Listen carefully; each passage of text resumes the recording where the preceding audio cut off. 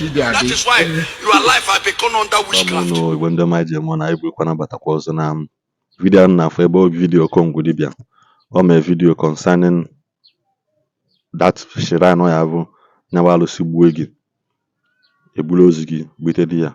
Enwe some hidden secret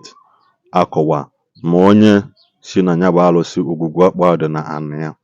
ma ndị niile na-abịa n'ete ya na some people na-abịa die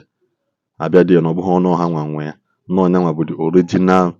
owner of that shrine na ya dị shrine mmalụ na ha dịkwanụ n'azụ ụlọ ya biko kwanụ onwe nchọkwa unu nene mụtakwa one or two things concerning this post video maka ụfọdụ ndị na-eji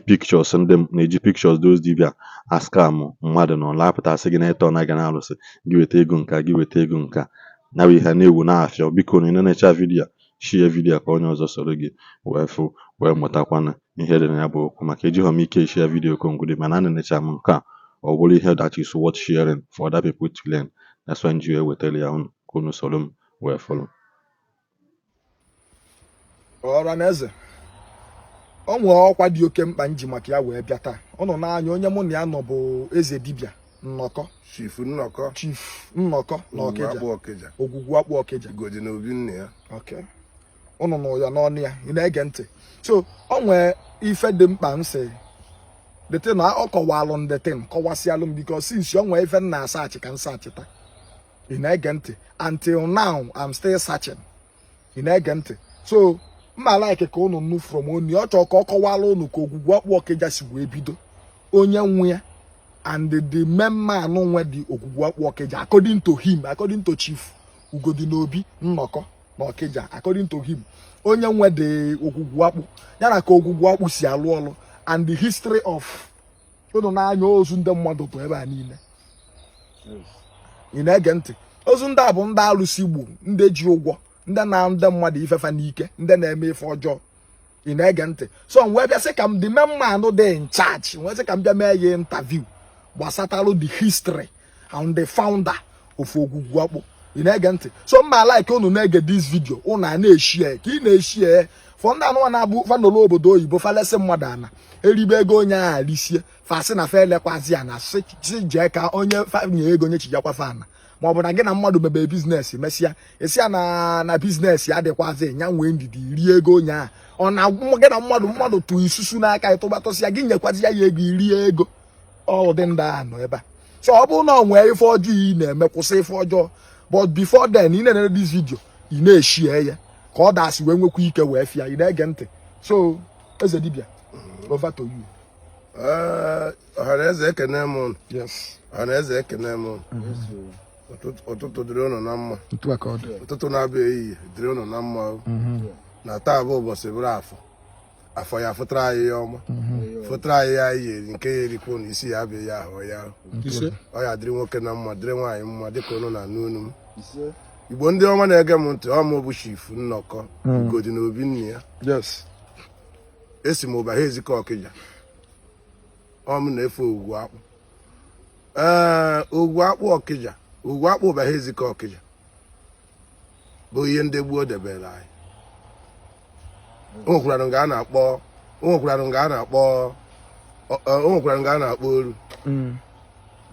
nga ọ dị esi wee were ya webata ya nga ahụ ọ dịkwara n'olu a bụkwa ana anyị na nna ya ị na-akọwa na anụ nwa dị alụsị ogwugwu akpụ dị bụ ana gị ana nna Ishi ana m gogo ana ọ na-abụ ogwugwu akpụ a na-ekechirikọ n'ihe si n'ọbịa adịghị ya na ogwugwu akpụ dị ya ogwugwu akpụ bụ mmụọ ogwugwu akpụ bụ mmụọ dịka onye ụnụ na-anụ unu ọ bụrụ na asị onye osisi gbachie geeti ụzọ esi abata na ogwugwu a na nga ogwugwu akpụ dị na mana ụnụ ndị ya adịcha na-agba tiketi were na-abata mana anyị emegidere duto na anyị ndị gboo debere ya ka ọ bụrụ ihe obodo o mezie na onye ọbụla nwere ike ịbata bịa mere ekpere onye nwụrụ mkpa ọ bịa ekpere ma ọ bụzi agha ya eme ka mmadụ si n'ọhịa nwa ogwugwu akpụ na nga ogwugwu akpụ nọ taa bụ na ana m ọ bụkwa na nkwuchi okwu a na-abakwa ụnụ ya afụkwa na onwe onye ọzọ ụnụ ya agacha wee banye ogwugwu akpụ abụghị obe m ndị niile na-abịa abịa na-eji ọkada ndị be anyị asị na-abịa na-ejikwa ọkada ndị na-eji moto mana gị nwa bụ na azụ be ka isi nọ na azụ be m si na azụ be m ebe anyị m n'ọhịa Ogwu mụ na ya na-agbakọ izu na-ega nụ ntị ka ụnụ na-anụ ife nyanwa na-ekwu orukwe taịm eji atọ ndị agbụ ji ọ na-enye m taịm a rukwa apụtakwa m sikwa azụ be m nakpute n'Ogwu mma agbara ya moto ma mma agbara ya meshin Ugwu akpụ bụ ihe ndị gboo debere anyị. Okay, dị alụsị kedu ebe ọ dọ adọ before iwe wee dọbazie nke ndị obodo na-efekwa nga ọ da adọ anyị ruo mma egosi ụnụ nga ọ da adọ mana nga ọ dụ izizi ewe wefetara ya obodo bụ nga a na-akpọ oru a na-efe mmiri wee jee nga aka isi ndị gboo si wee were ya webatazie ya ọ bịazie dịrị anyị ebe a na-ekwa ana m ka ọ bụ na ana nna maka onye nna ya ihe dị na ana nna mmadụ bụ onye onwu na ana nna ka ọ dị nga ọ dịkwa ụdọ na ana nna